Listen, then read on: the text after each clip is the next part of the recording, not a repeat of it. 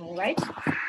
So before break, we took a look at what we know about regular fractions with numbers, and then we took a look at a very complicated looking math problem where we had to use this idea of lowest common denominator, fancy ways of saying one, and systems of equations all in one place so that we could solve for our partial fractions so that we could integrate each of these pieces. Okay? So what we're going to do now is we're going to work through a few different cases where we focus on setting up and solving the thing in the group. Okay? That's where we're headed in this last hour and a half of Math116. All right, so I did want to do a very, very quick review in terms of what it means to have some of these foundational skills. So specifically knowing how to factor, knowing a least common denominators, and solving a system of equations. Okay, so we're going to go over those really briefly, and let's start with the factor.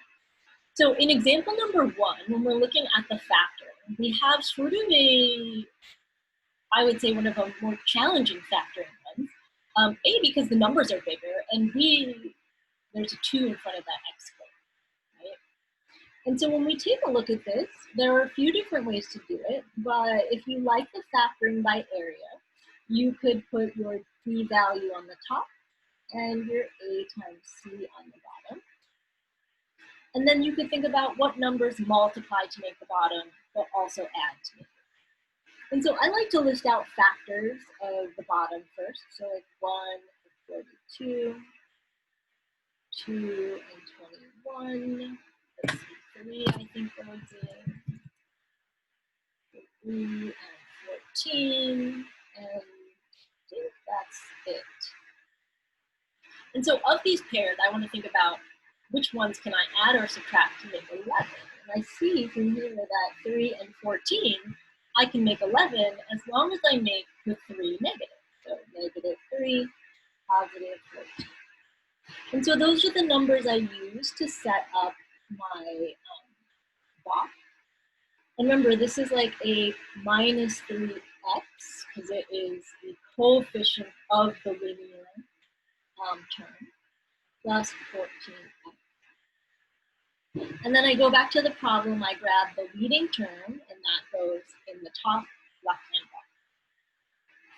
And then my job is to figure out what goes on the outside of the box so that I can generate the inside of the box. And so I play around a little bit. I realize if I put a 2x up here and an x on the left-hand side, that should allow me to keep everything with integer numbers.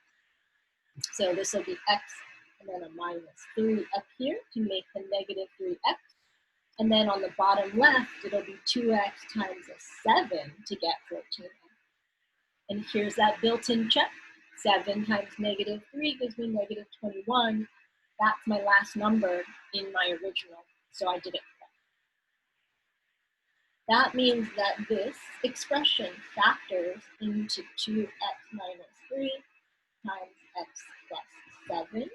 Or you could have written it as x plus 7 times 2x minus 3. Both of those work. Okay? So how do we factor example number 2? That one is a little bit more straightforward because I only have 2 terms and I have a greatest common factor. So in example number 2, it's just taking out that greatest common factor, and what's left is x times 4. Okay, so 2 pretty common cases of factoring. One where you need to use some sort of factoring method, and the other where you might have a greatest common factor. Okay, so 2 things to look out for. Now, the least common denominator, I love that everyone picked up on that right away when we were looking at our fractions earlier. We always want to go for the least common denominator. Okay, so go for the least common denominator keeps the numbers smaller, like you folks said earlier, okay, and therefore makes it a little bit more straightforward. So, for example, our 1/3 plus 1/2, we want a denominator of 6, not like a denominator of 12 or 24 or I don't know, crazy to be like 60, right? We don't want those other ones, we want the least common. What's the least common denominator when I have this? 1/6 plus 1.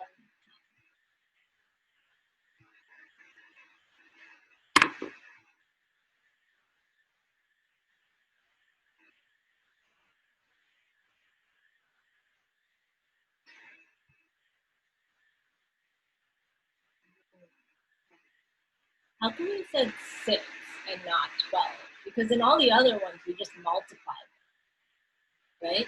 Yeah, exactly. Sometimes one of the denominators is already the least common denominator. That means, like David says, you only need to multiply one of the fractions by something, and you get a least common denominator of 6. Okay?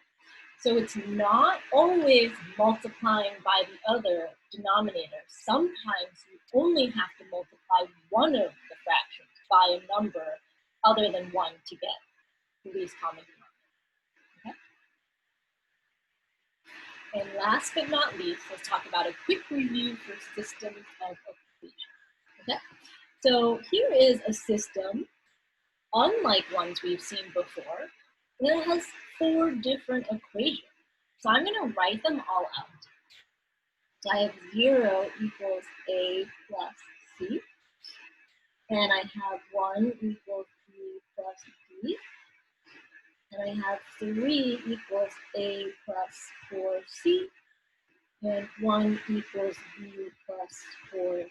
Okay? Now, what we're going to find is that usually if we have 4 equations, even though it's a lot more than we're used to, we'll usually be able to group them in pairs. And so, for example, what I see here is 0 equals a plus c and 3 equals a plus 4c.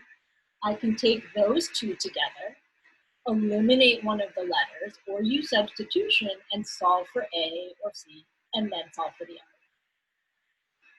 other. Then, separately, I can look at the equations that have the b and d and work with those. Okay, so even though it's 4, it's really like 2 pairs of 2. So if I were to solve this one, I would maybe take the top equation times -1. So 0 equals -a minus c. And then I would add that to the second one to get rid of that.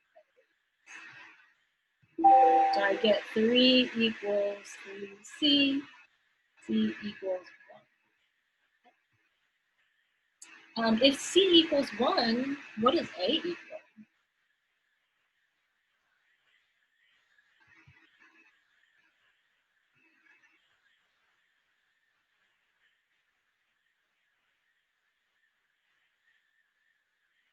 If c equals 1, then a equals -1.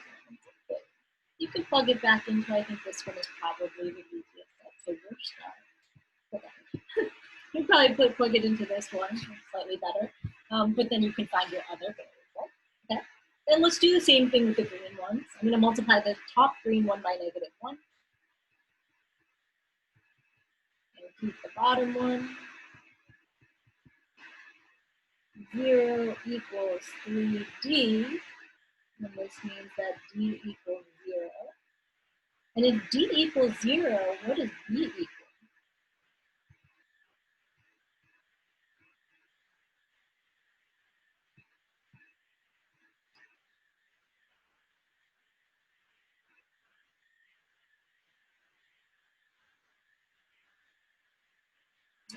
B equals 1, because we can plug it into this top green equation. Okay?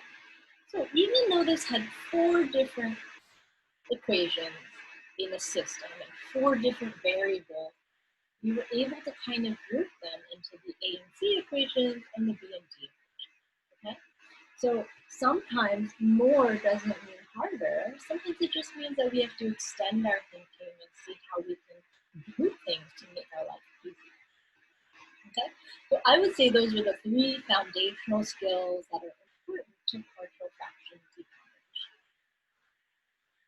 So now let's talk about setting up the different cases.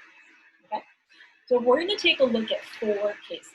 The first case is when on the bottom we have non-repeated linear factors. Now I pulled this picture from your textbook because I think it looks a little scary. And my goal is not to scare you, but part of my goal is to, in the long run, help you make sense of things that you might see in a textbook, right? So sometimes we sort of never deal with the textbook, and then when we go to read it, we don't understand how to unpack that information. So in this case, let's look at what this means, okay? So a partial fraction decomposition of P of X over Q of X, when Q, or the denominator, has non-repeated linear factors, and the degree of P of X is less than the degree of Q. It looks something like this. You have a constant in the numerator, and you have a linear factor in the denominator. So once you factor Q of X, if you have 2 factors of Q of X, then you need 2 partial fractions. But if you factor Q of X and you have 3 linear factors, how many fractions do you think you need?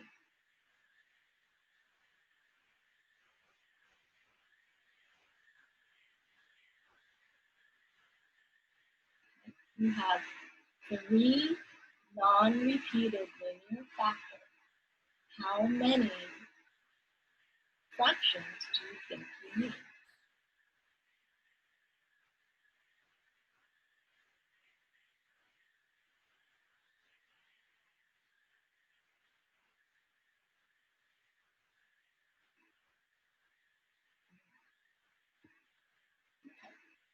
So we see 3 as an idea, we see 6 as an idea. So for every non-repeated linear factor, we need another fraction.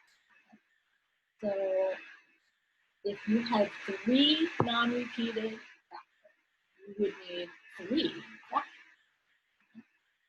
So we can maybe make a note here for ourselves that the number of factors equals the number of fractions.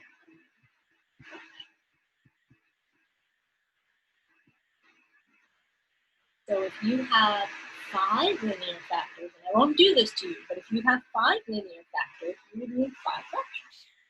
If you had 20 linear factors on the bottom, you would need 20 fractions, okay? But in our cases, we're gonna stick to situations where we have like 2, maybe 3 on the bottom, right? So let's get started. All right, let's take a look at example number 4. So if we have example number 4, we have f of x equals 5x plus 16 over x squared plus 10x plus 24. All right, let's keep the top the way it is. Let's factor the denominator. Okay. So if we factor the denominator, and these were the kinds of cases I want us to be able to do really quickly, okay, and accurately. So we have an x plus 4 and an x plus 6. Okay. Now, if you're like, I don't really remember how to factor, maybe go back and watch those factoring videos. That would probably be a good resource, okay? Now, I have two linear factors on the bottom, and then they're different from each other, so they're not repeating. How many fractions do I need for my partial fraction decomposition? I need two, exactly. Now, your textbook uses a sub 1, a sub 2, a sub 3. I think that's kind of a pain to write out the little like subscript. So I just use like an A for the first one, and I use a B for the second one. And I actually don't know why, but we usually use a capital letter for the numerator, and we keep like the bottom is where the lowercase letters might be. Okay, so that's why it says a capital A in the capital, right? Okay, now let's set up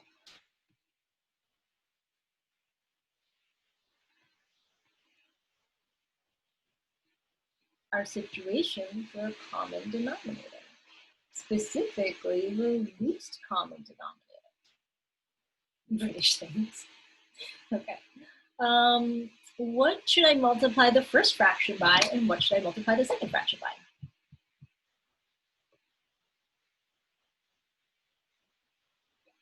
X plus 6, good. And I'm going to be even more specific and say x plus 6 on the bottom, but also x plus 6 on the top, right? We want to make sure that we are getting that idea of this is the fancy way of saying 1.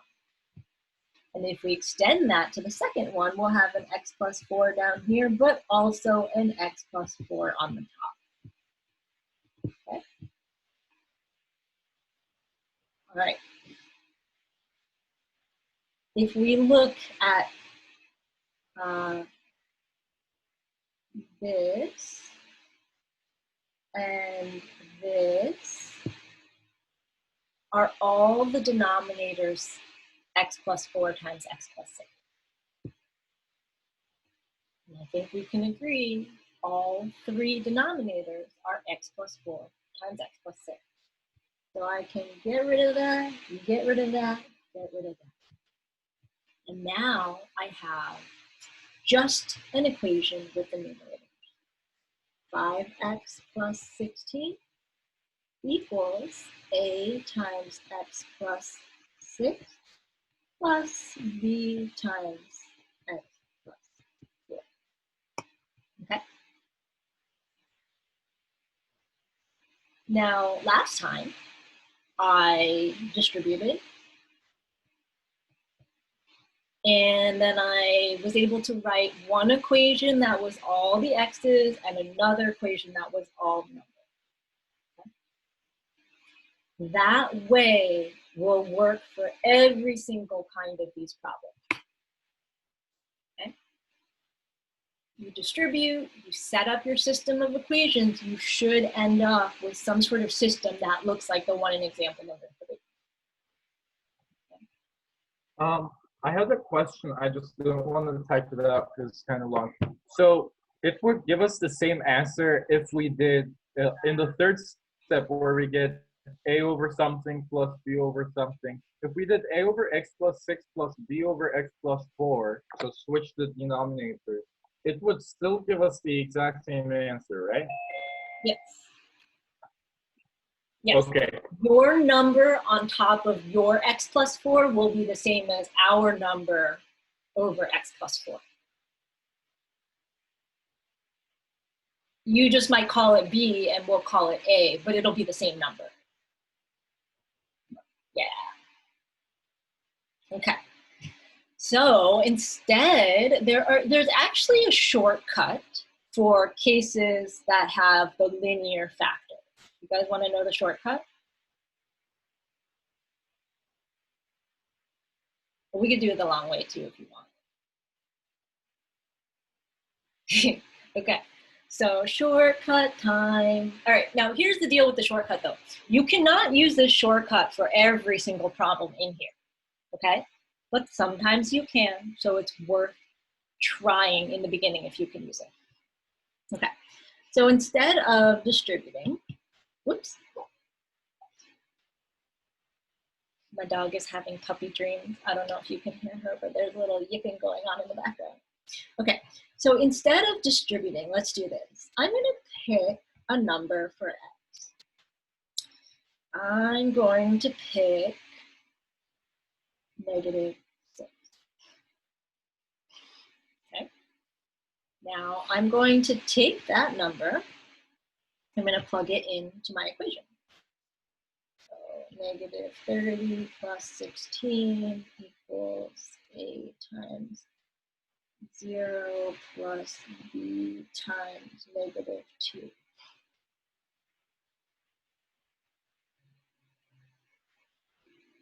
Okay, now -30 plus 16 is -14, which equals -2b, and b equals 7. Bam. By being clever about picking a number for x, it's almost like, you know how with elimination we can just get rid of one letter right away? We kind of were able to do the same thing here. So instead of having to set up a system of equations, I effectively was able to eliminate one of the letters and then just solve for the other letter. So my b value of 7 will go up here on top of that x plus 6. How can I use this same idea to find a value for a?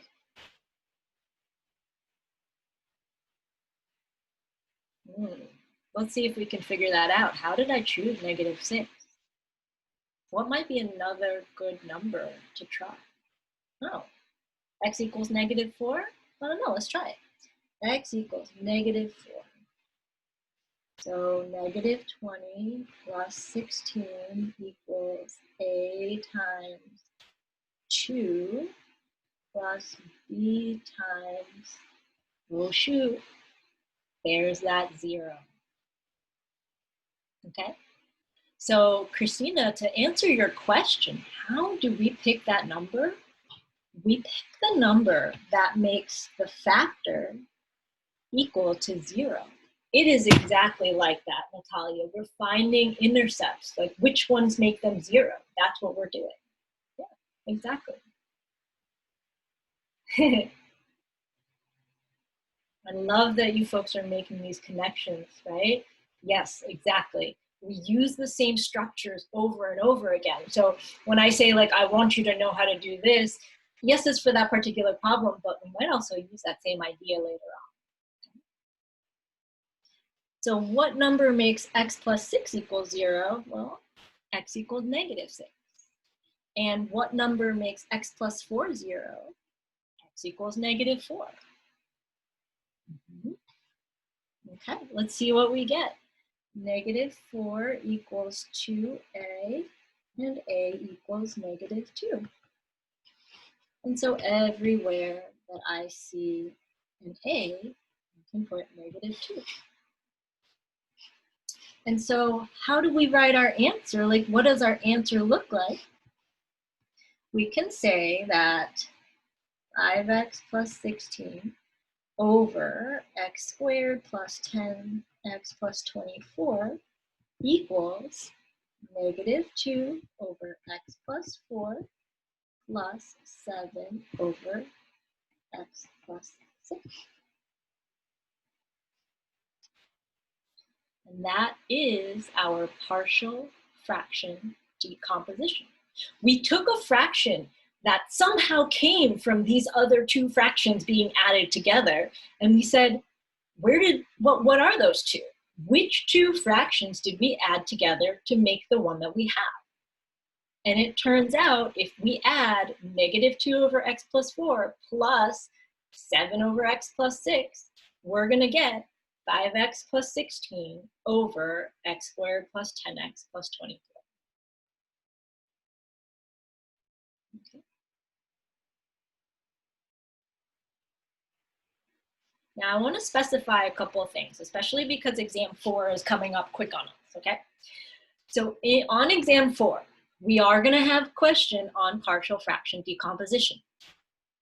Part of it, I will ask you to set up the decomposition.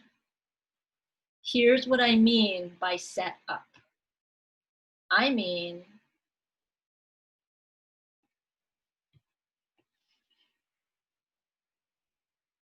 this part, like how many fractions and what's the numerator look like. So if something says set up, that's as far as you need to go. I don't need a number for A, I don't need a number for B. But I need you to know there's a number on top of x plus 4, and that there's another number on top of x plus 6. Okay? So if it says set up, that's your setup. If it says solve, you got to get all the way to here. Okay, so set up and solve. That makes sense to folks?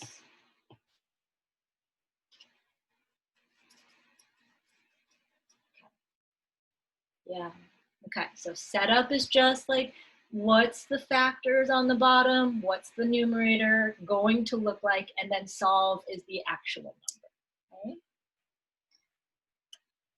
So let's set up example number 5, okay?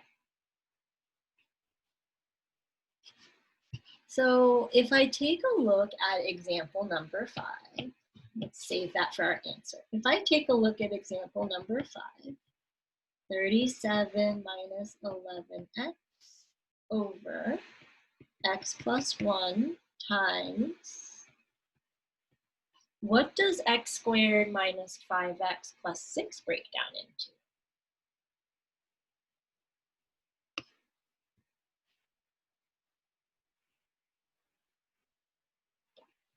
We need numbers that multiply to make 6, but add or subtract to make negative 5. X minus 3, x minus 2, let's check that out. X minus 3, x minus 2. Yep, that gives us the x squared. It gives us negative 5x. It gives us positive 6. Perfect, Gloria, so good. Okay, so I factored. Now, if I say set up the partial fraction decomposition, how many fractions are you going to have? We're going to have 3. Beautiful. So we could say a over x plus 1 plus b over x minus 3 plus c over x minus 2.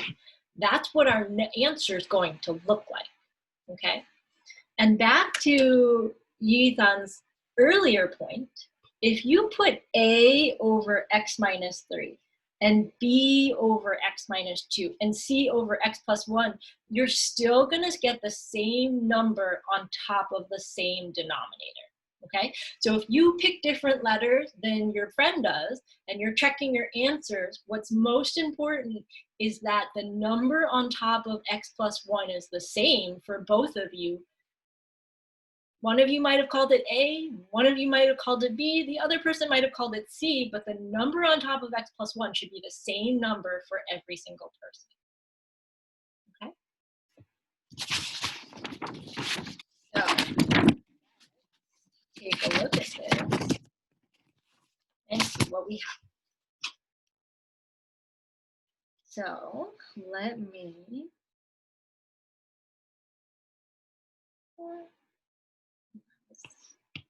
let's just write it out. I need something times a over x plus 1 plus something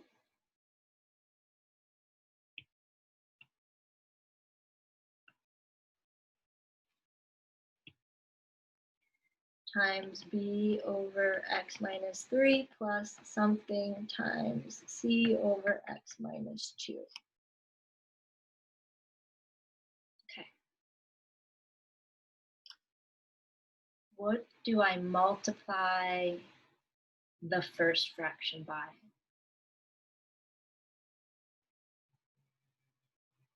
What do I multiply that x plus 1 by to get the same denominator that I have over here? Yes, perfect, Michelle. You need to multiply by x minus 3 and x minus 2. Okay, so that's the added layer. It doesn't matter how many linear factors you have, but you better have the lowest common denominator.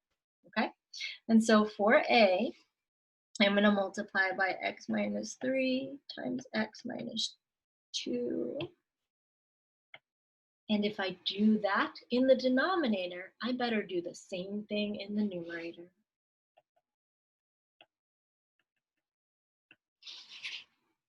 Okay. We can follow the same pattern for B and for C. For B, I'm going to multiply by x plus 1 and x minus 2. And for C, I'm going to multiply by x plus 1, x minus 3.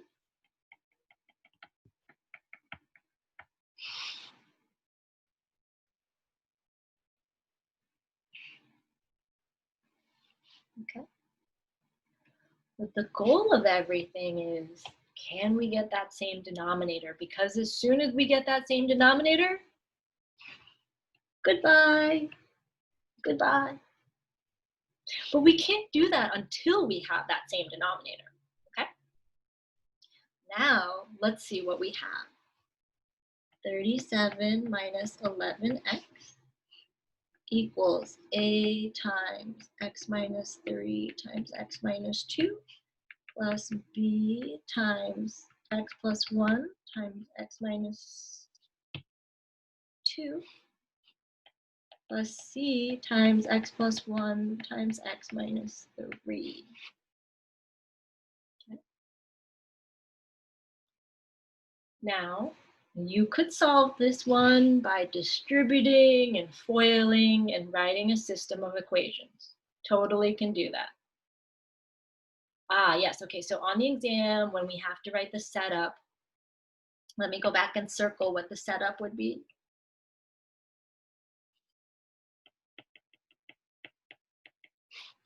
Okay, so for the setup, the only thing I really need you to do is factor that denominator. I don't even need you to find that common denominator. Just set it up. Okay, how many fractions and what's the numerator look like? Okay. All right, so this is a good time to say, hey, let me try that shortcut. Okay, let me try that shortcut and pick some letters or numbers for x so that I don't have to solve a big system of equations. So Ethan says, can we skip steps 2 and 3 and go directly to the no fraction part, or do we need to show work? Like you mean this part right here? Yeah, I would say this. On an exam, part of your job is to convince me that based off of what I know about your work and what you were showing me, that that is your own work. Does that make sense?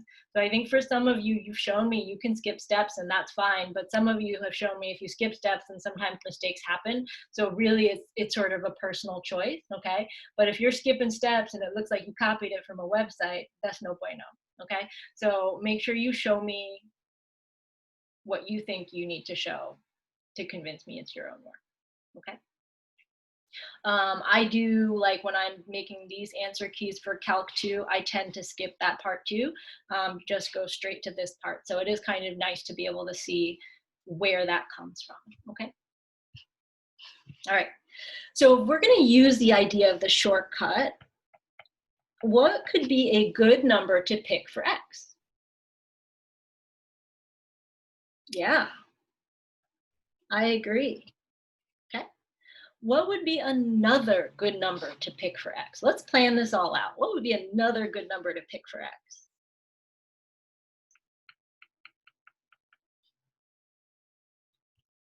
-1, I love it. And then the last one I think I saw in that chat, another one would be to plug in 2, okay? And just to make sure we understand where all those come from, the 3 comes from like making x minus 3 equal 0. The -1 comes from making x plus 1 equal 0. And the 2 comes from making x minus 2 equal 0. Okay? So let me give you about a minute or two to start to plug in these numbers, see what you get, okay? I'll stop yapping for a bit. You plug in some numbers, see what you get for A, B, and C, okay?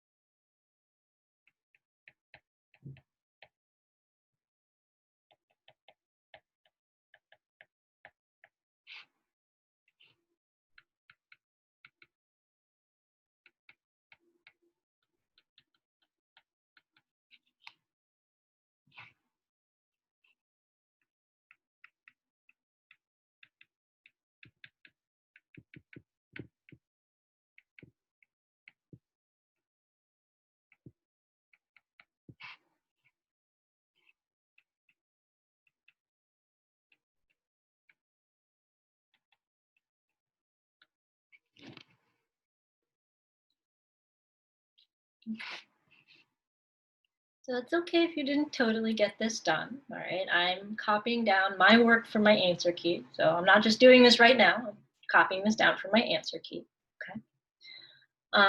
But we should end up with these three values: B equals 1, A equals 4, and C equals -5. And then to have our final answer, what we need to do is everywhere we see the A, we're going to replace it with a 4. Everywhere we see a B, we're going to replace it with 1. And everywhere we see a C, we're going to replace it with -5. And so what we'll get at the end is that f of x equals 4 over x plus 1 plus 1 over x minus 3. And I'll leave it up to you whether you want to write plus -5 over x minus 2, or that last one you could write -5 over x minus 2. Okay, so either one could be okay for the last term.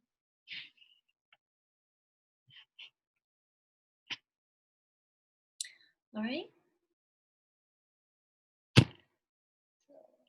That's the whole problem on one screen. All right, so we've got our setup, and then we've got our solution. Okay.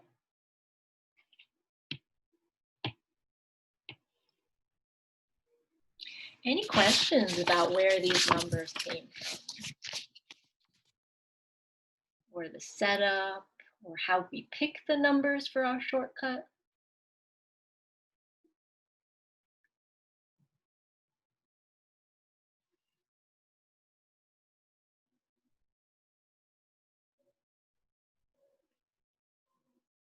Okay. So let's move on, right? This was case number 1, which was non-repeated linear factors, meaning we factored q of x, or the denominator, and we got 2 different or 3 different linear factors on the bottom. But the key thing here, none of them are the same, okay? Why am I making such a big deal about whether they're the same or not? Prefer if we put f of x or write what f of x.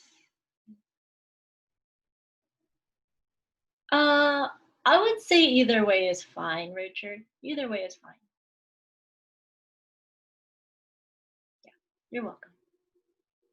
Okay, so why am I making a big deal about whether those factors are different from each other or not?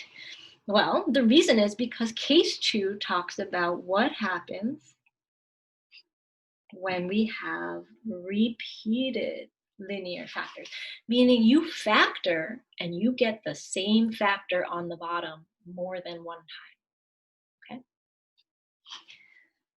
So here's what is not different. If you get 3 factors on the bottom, you still need 3 fractions. If you get 2 factors on the bottom, you need 2 fractions, okay? But if they're repeating, then the first denominator is going to be that factor. The second one is going to be that factor twice if it shows up twice. And if we keep going, if that factor shows up 3 times, we have to have it 3 times on the bottom. But yeah, every single time our numerators are still constant. So we can still use A, B, and C for the numerators, okay? So again, I wanted to put the textbook definition in here for you because I think it's important we start to think about reading a textbook and having access to curriculum outside of somebody explaining it or watching a video, okay? Sometimes being able to read that math is actually really helpful. But let's take a look at example number 6, okay? So example number 6, let's start off same way we did all the other ones, which is figure out what we can factor that denominator into. And so in this case, we have x squared plus 4x, x squared plus 8x plus 16. And that factors into x plus 4 squared, okay?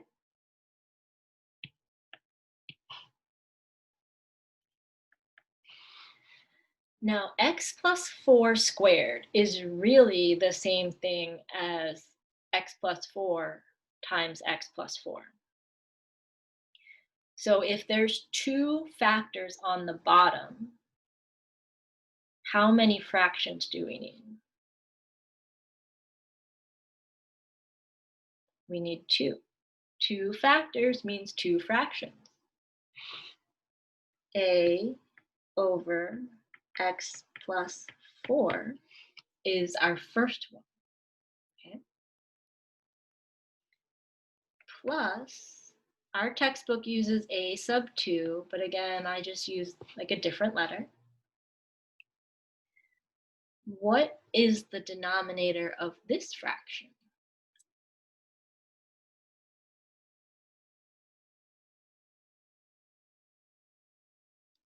Okay. So if you put x plus 4 here, okay, because that sort of follows the same pattern we had from before, this would actually be incorrect, okay? The fact that these, yes, exactly, the fact that these factors repeat means we need to come up with the repetition in our denominator. So the first one is just one of them. The second one is when there's 2 of them. If this number were 5, how many fractions would I need?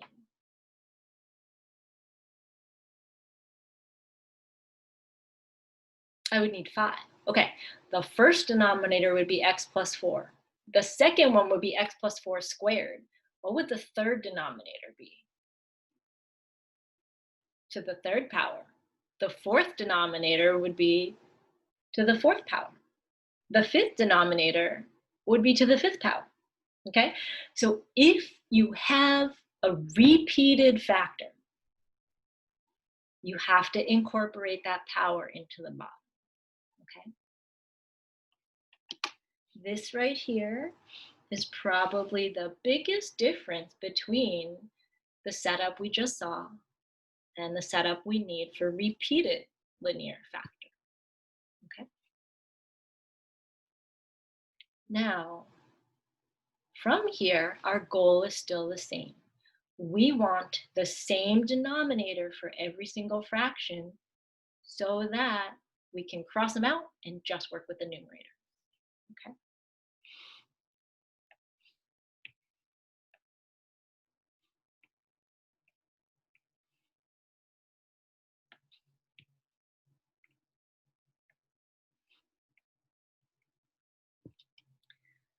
All right.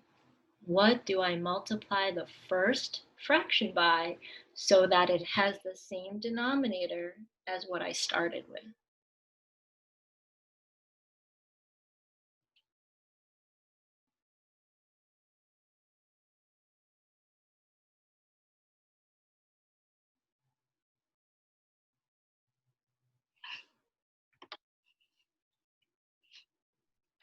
Good, very good. X plus 4 over x plus 4. Okay, and that is our fancy way of saying 1 for the first fraction. What do I multiply the second fraction by to get the same denominator as what I started with? Brilliant. Keep it the same. 1 and 1. Okay? Remember that problem we talked about earlier where I was like, yeah, we're going to find the least common denominator for 2 and 3. And everyone was like, 6. Like, why would you pick 12, Judy? That's crazy. And then we saw a different question where I was like, what's the least common denominator for 6 and 2? 1/6 and 1/2. And everyone was like, 6, right? So sometimes we only need to multiply one of them. And the other one, we just multiply by 1, or we can say we keep it at the same, okay? We don't want to create bigger fractions and bigger numbers than we need.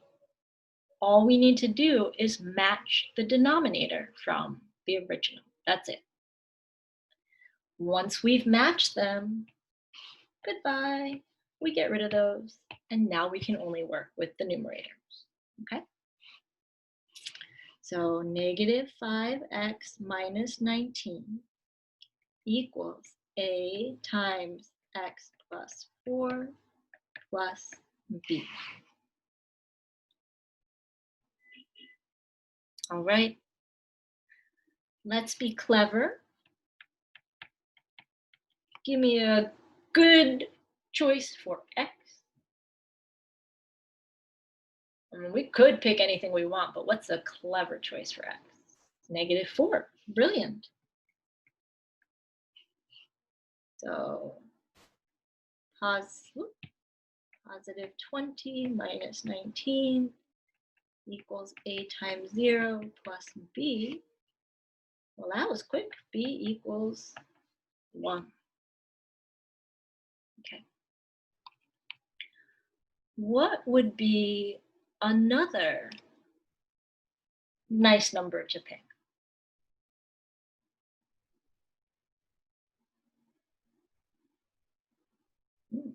0. Okay, let's try 0. Negative 19 equals 4a plus b.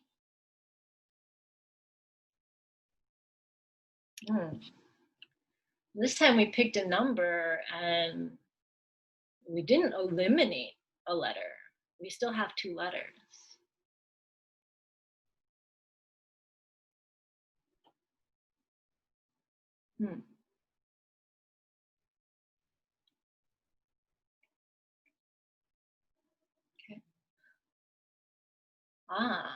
So in this case, yes and no. There isn't really another clever number that we could pick, okay? Not like before. Because what happened with this repeating situation is that one of them didn't even change at all. So there's not another factor to sort of set equal to 0, okay? But what I really like about what David picked is I think you can, this idea, which is you can pick any number you want for x, okay? 0 is a nice number, 1's a nice number, right? But check out what we already have. We have b equals 1. So what if we said this?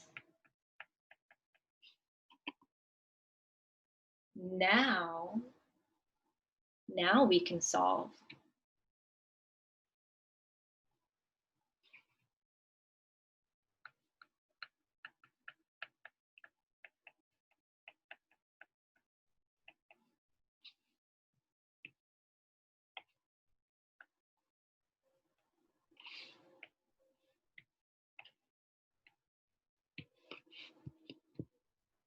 Yeah, very, very clever. I love it.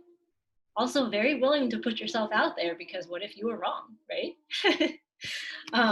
But yeah, we can choose one in a very clever way, or we can, choose one that maybe is just nice numbers to work with. That's also fine. I know you did. You were not though. Okay. Now, let's think about what happened if we wanted to try our longer method. Okay, our longer method being like, let's distribute and write a system of equations. So if we did that, we would have negative 5x minus 19 equals ax plus 4a plus b. And so if I wanted to write a system of equations, I'd have negative 5 equals a. How did I get that?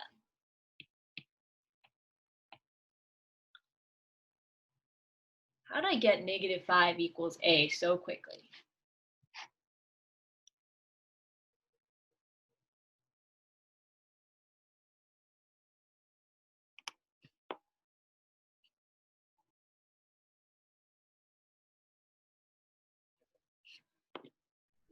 Okay, well, if I think back, I said, let's write an equation. Exactly, Antonio. We pick all the ones that have x's.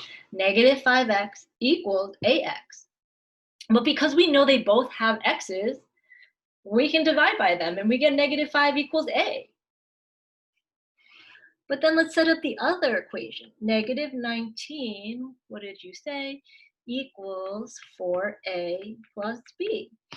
Okay, well, if we already have a, then we could say negative 19 equals 4 times negative 5 plus b, or negative 19 equals negative 20 plus b, or b equals, oh, check this out, 1. And those are the same numbers we got using our let's be clever and pick a number. Okay, so both in the sort of the black ink and the ones in the blue ink, both are valid methods. Sometimes one is a little bit faster than the other, but it's important that we know how to do both of them. Okay, so to think about the setup versus the solution, okay, this is the setup. Okay, the solution I'll write off to the side somewhere. Gosh.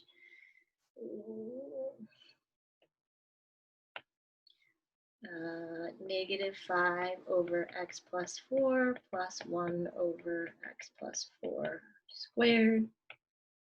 That is my solution. Okay, and let's see, where did I get the negative 5 in the blue ink? Okay, so I'm gonna clump all the things that have an x in them. So negative 5x is a term that has an x in it. And as I scan the rest of the equation, the only other thing that equals or has an x in it is ax. So really this came from negative 5x equals ax, but then I said, I know that the x's divide out, so negative 5 equals a. Okay. So that's how I got it in the blue ink. What Christina is saying is that's how we got it in the black ink over there, that when we set x equal to 0, we were able to find the negative 5. Okay. All right. So I'd like you to do this. Let's take a moment and have you work on number 7. Okay. Not just David, everyone, right? Let's take a look at question number 7. So I'll give you a couple moments to get started.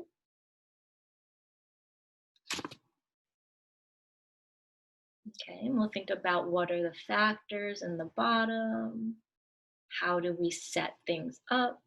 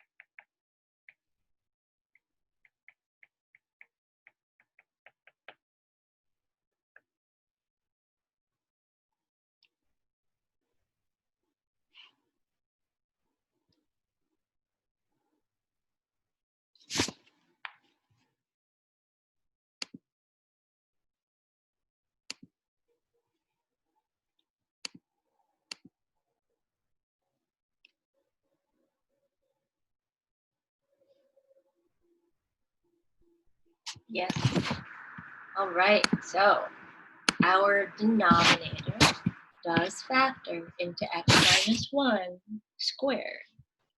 Okay, and you could write it like x minus 1 times x minus 1 or x minus 1 squared.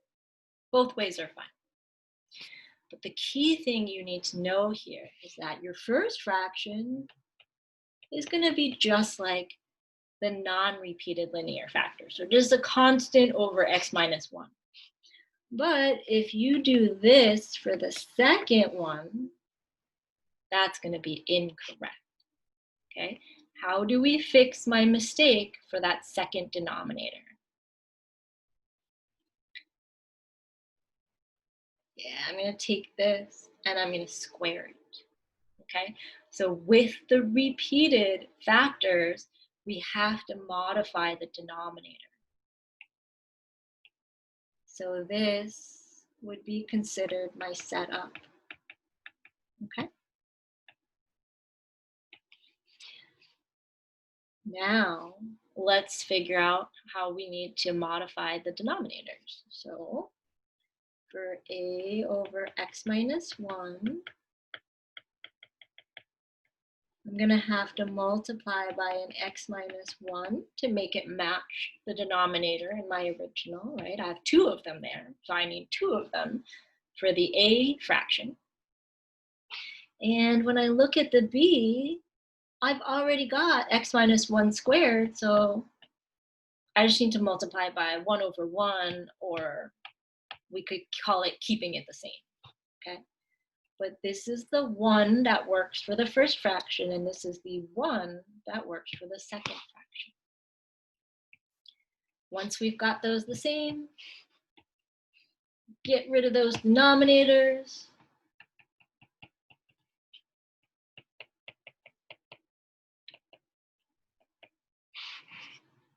Okay.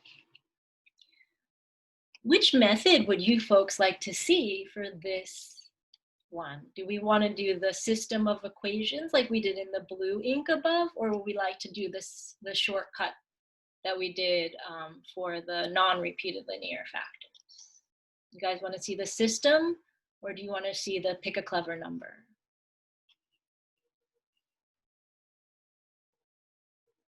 You want to see the pick a clever number one?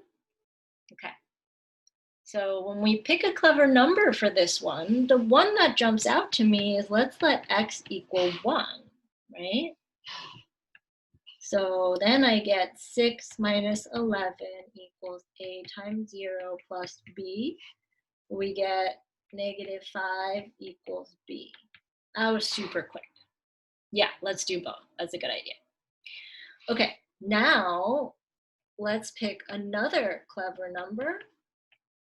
Okay, so let's use David's 0 from before, because the other number that I would have picked is 1, but we already used 1.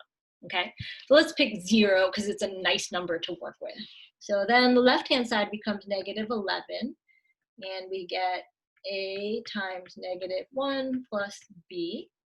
But because we already know b, we can say negative 11 equals negative a minus b.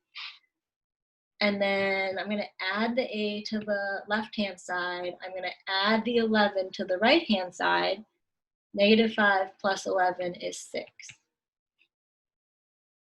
Okay? So if you want to do the shortcut, the pick a clever number, that's how you would do that.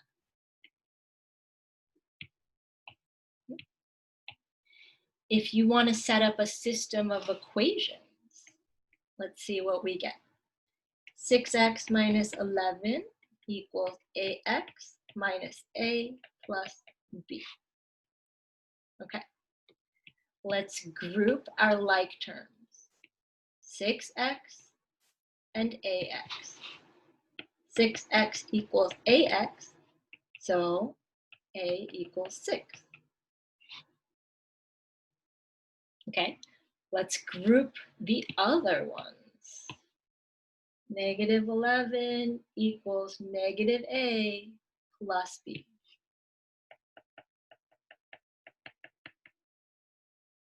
Well, we know a, and so b equals negative 5.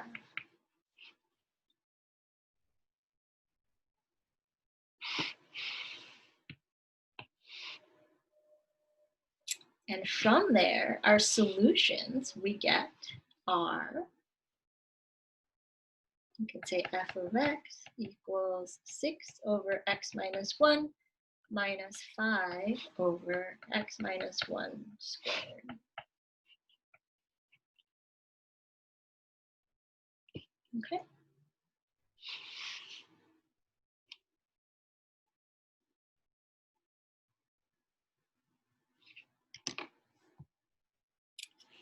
All right. How we doing out there in cyberspace, folks?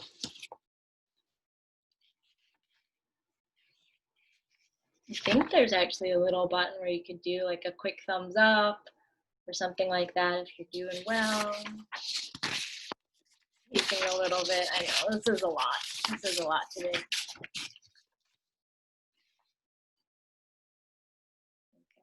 Okay. Cool. All right. So let's do this. I am going to put this up on the screen right here for you. Okay, I'm going to have you kind of read that a little bit. I overly hydrated this morning. I need to use the restroom again, but I'm going to go to the restroom real quick. I'm going to have you read this, and then we'll come back and we'll set it up and solve it. Okay, it's not as complicated as it looks, but I do want us to practice reading the textbook. Okay, so I will be right back.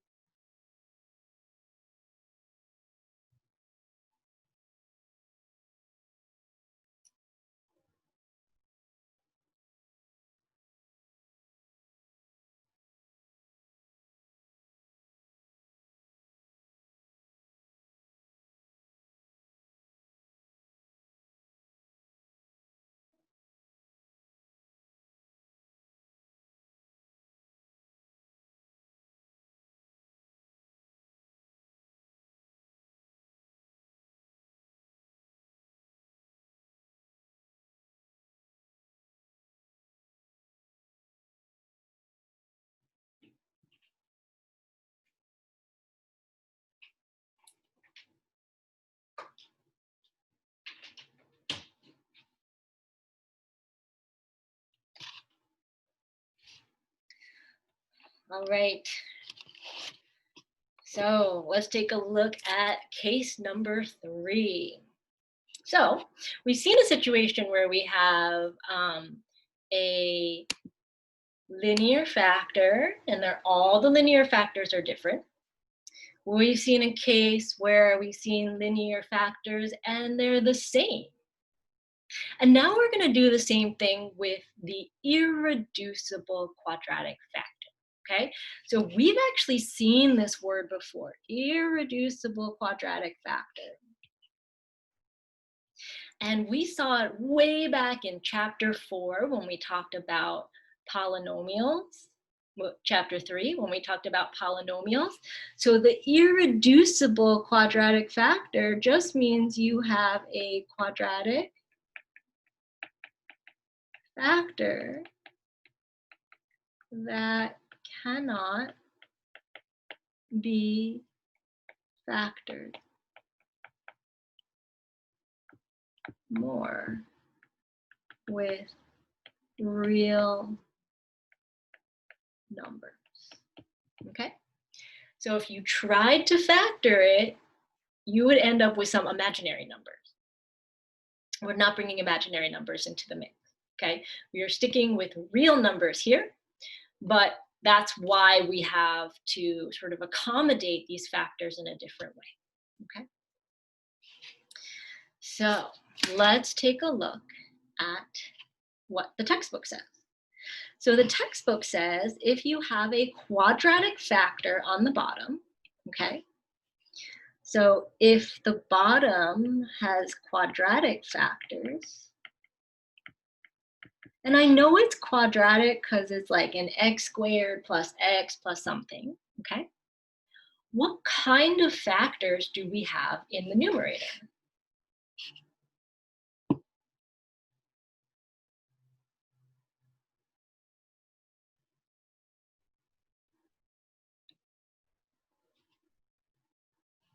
Like ax plus b, what kind of factor is that? Is that a quadratic factor?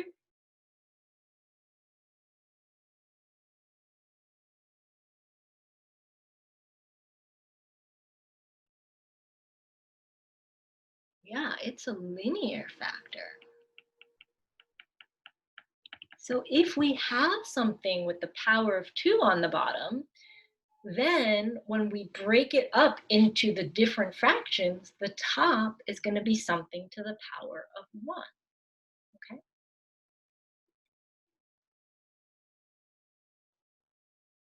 So let's see where we go in an actual problem with numbers. Okay, so we've got this f of x.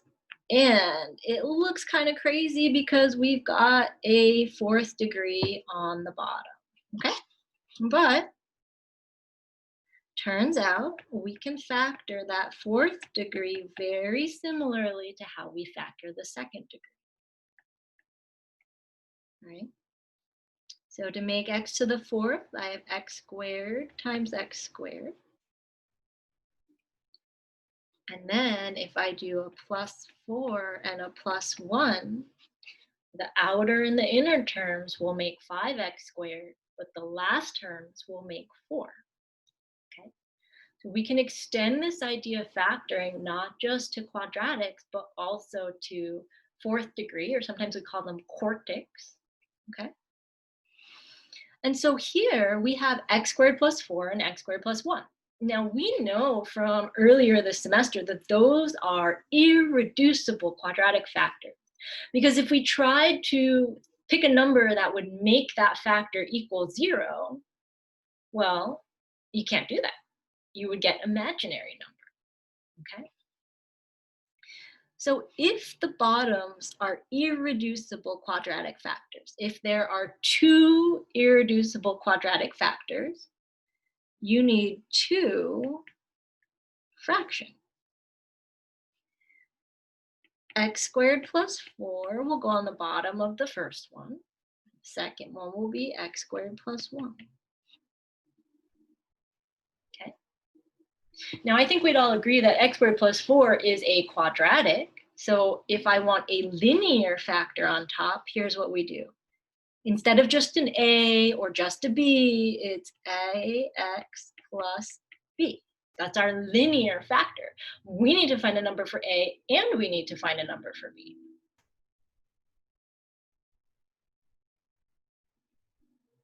I thought about it like, what if the question was x squared plus 5x plus 4?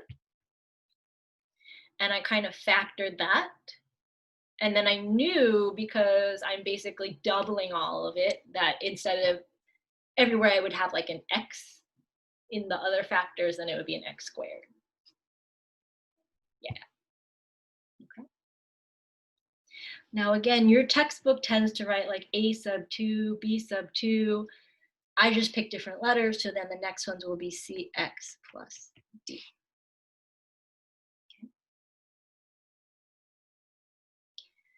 Now, let's go ahead and match the denominators. So we have x squared plus 3x plus 1 over x squared plus 4 times x squared plus 1 equals, I need something times that first fraction, and I need something times the second fraction. And so what am I going to multiply that first fraction by?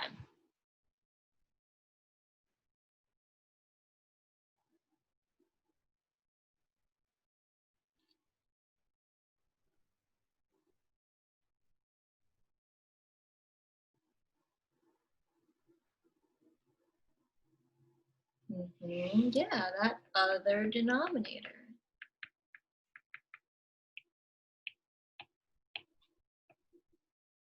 And then I need a fancy way of saying 1 over here.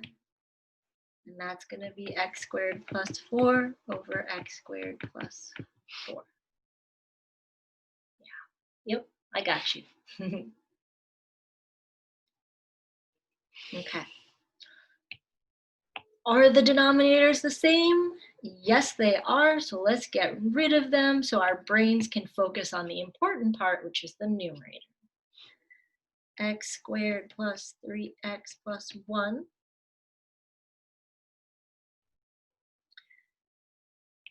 Actually, let's do this. How many x cubes are on the left side?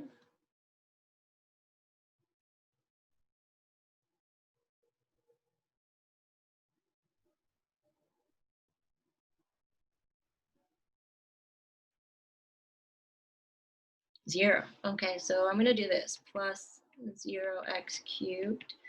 And how many x to the fourths are on the left side? 0. Okay, how many x to the fifths? 0. Okay, so if you're ever missing a term on the left-hand side, then it just means that coefficient is a 0. So we can just say 0x cubed, okay? Now I think once we write the other side, it'll make more sense why I chose to put a 0x cubed here. So I have ax plus b times x squared plus 1 plus cx plus d times x squared plus 4. Okay. If I were to pick a number to make x squared plus 1 equals 0, I got nothing in the real numbers. Same thing if I said, what number can I plug into x squared plus 4 to make that equal to 0? I'd be like, out of luck, no real numbers. And so this is where that shortcut that we knew for the linear factors kind of falls apart. We can't always use that shortcut, which is why I wanted us to understand how we could solve it with a system of equations as well, okay? So we're going to take these two and we're going to FOIL them out. Then we're going to take these two, we're going to FOIL them out.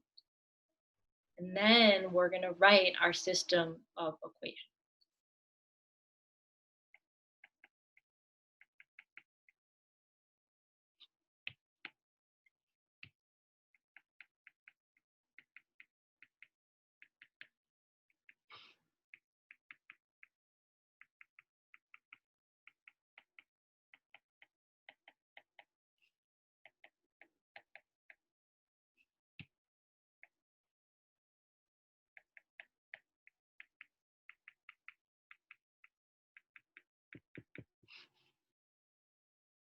right? So I just FOILed everything out. That's all I did. Now I'm going to go through and write my system of equations. Okay. So I'm going to pick all the ones that have x cubed first. 0 equals a plus what? 0 equals a plus what?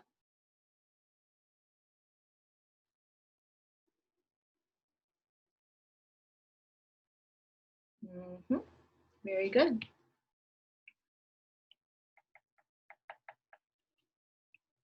Okay. 1 equals what?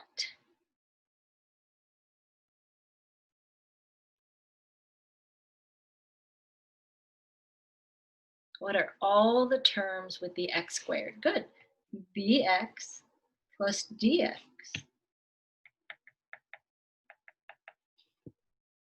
Okay.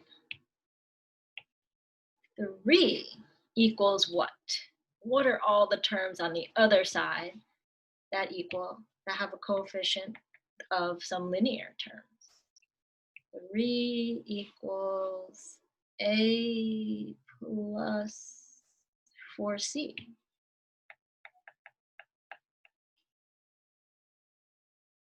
Right? And last but not least, 1 equals b plus 4d.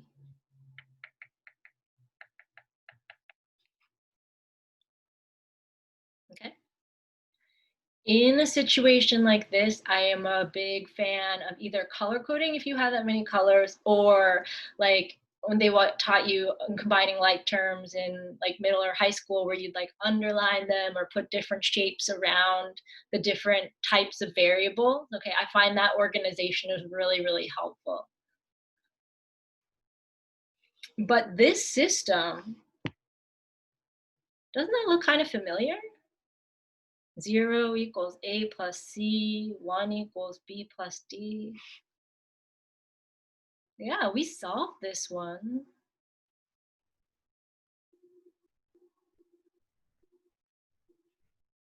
Way back here. Okay, before we even got to like, where do we even use this? We had solved this system, right? We practiced the idea of elimination, pairing up the different equations. So I'm just gonna grab these answers from here. A equals -1, B equals 1, C equals 1, and D equals 0.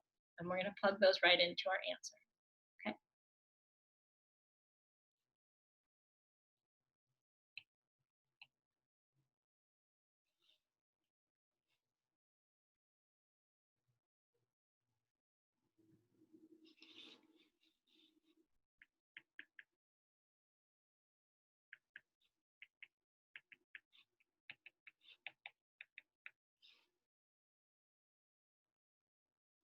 And if we go back to our problem,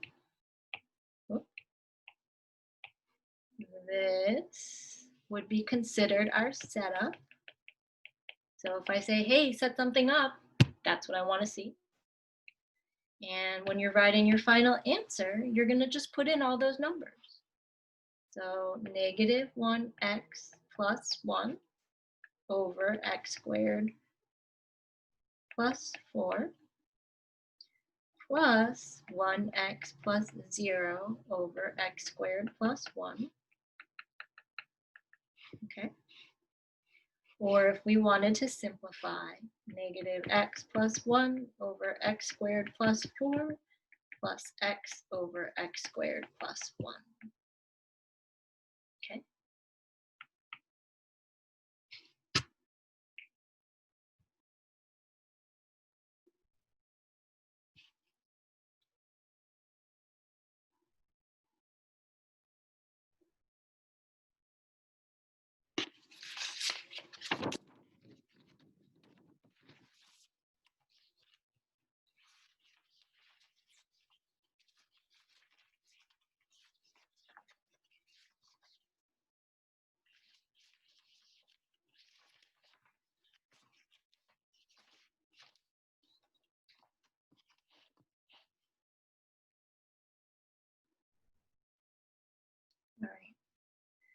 Let's take a look at one last case.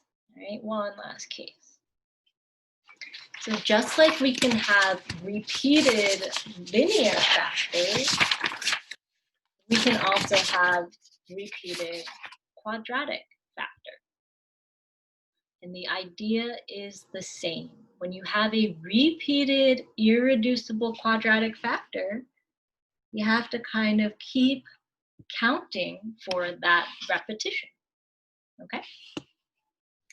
And so let's go ahead and see if we can't factor this one. 5x cubed minus 3x squared plus 7x minus 3 over. Well, let's imagine for a second, what if the bottom was x squared plus 2x plus 1? What would that factor into?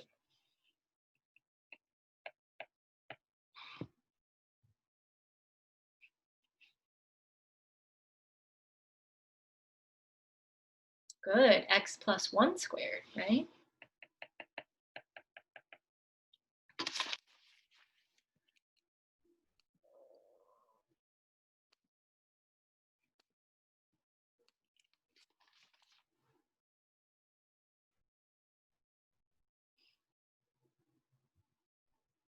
There we go, x plus 1 and x plus 1. Okay, so how do I know how to factor x squared plus 2x, x to the 4th plus 2x squared plus x? I'm going to replace all the x's with x squared. So instead of x plus 1 squared, I'll get x squared plus 1 times x squared plus 1. Okay, so this came from the x squared, but if I want to use the same pattern for x to the 4th, I just replace the x's with the x squared.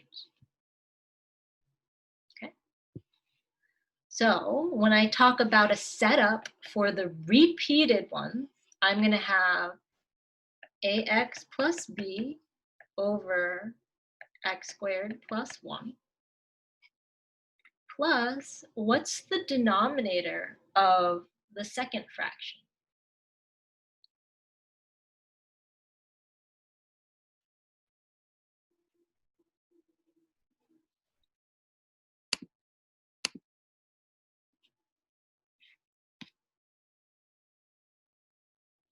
Yeah, x squared plus 1 squared. And our numerator is going to be a linear factor, cx plus d. Okay.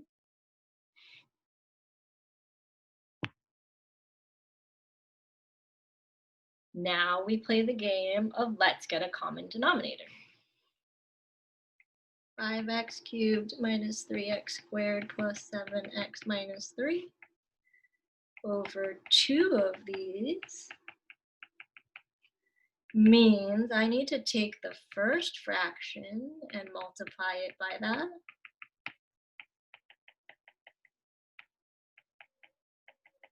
But the second fraction, I don't have to do anything to. Because of the repetition, if this happens twice, then you need a case where there's one of them, and then you need another case where there's 2 of them. Yeah, exactly. Okay. If it was repeated 3 times, you would need like a 1 time, a 2 time, and a 3 time. All right.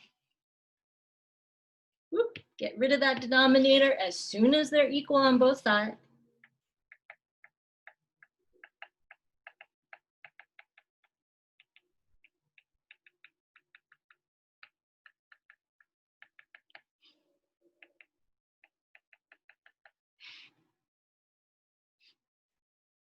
I'm gonna FOIL this one out.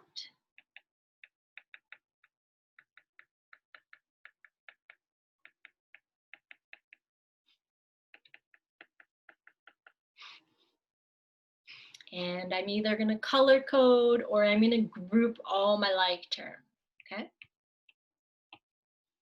So 5 equals A. Oh shoot, I already got one of the constants, that's cool. -3 equals B. Oh, I got another one already. So 5 equals A, -3 equals B. All right, let's see what else we got.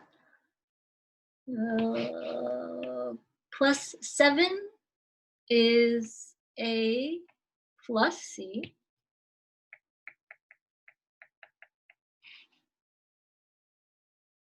And while we're here, what does C equal?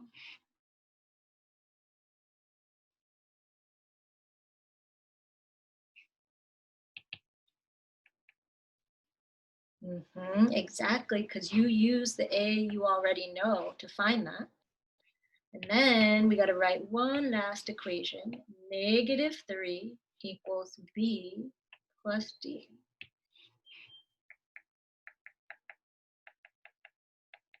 And what does D equal in this case?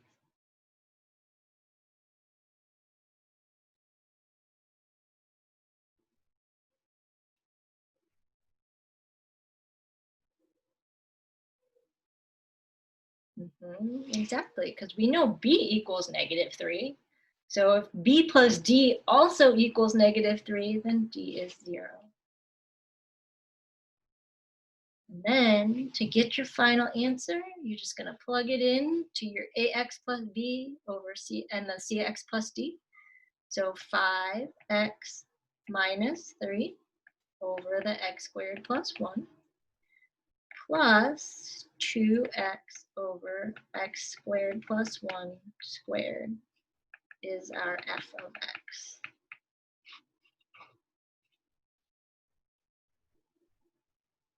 Okay.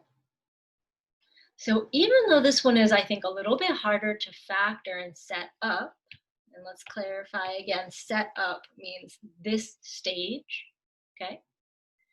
The solving of it actually wasn't, I don't think, that much harder than the other solvings that we've done, okay?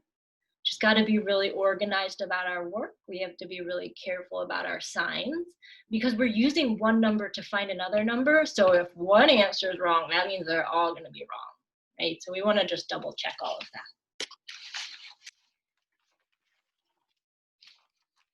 All right. I see a question about the classwork, but before we get there, we are sort of right at the end of time for today, okay? So I know this is a lot for today. Let me stop sharing my screen for a moment. You know, this is a lot for today.